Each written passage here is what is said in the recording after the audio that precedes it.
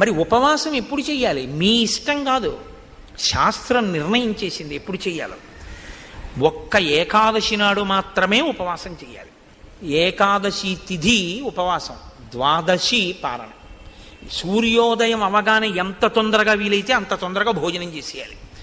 యంత్రాలని కూడా ఏం చేస్తామంటే షట్ డౌన్ అని ఆఫ్ చేస్తారు కొన్నాళ్ళు, ఓ 2 రోజులు విశ్రాంతిని ఇస్తారు, ఘర్షణ పుట్టేస్తుందని.